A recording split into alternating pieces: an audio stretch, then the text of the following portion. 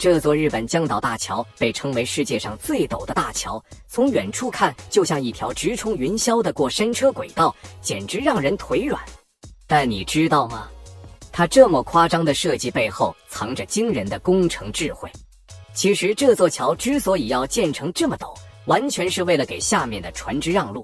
大桥横跨重要的航运水道，每天都有大型货轮经过。为了确保船只通行无阻，桥面必须离水面40米高。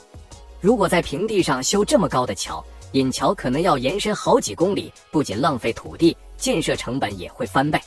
工程师们想出了绝妙的解决方案，把主桥坡度加大到 6.1%， 这样就能在有限的距离内快速爬升到所需高度。虽然从特定角度看确实吓人，但实际看上去完全在安全范围内。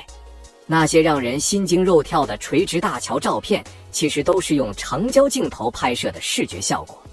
下次看到这座过山车大桥的照片，你就知道真相了。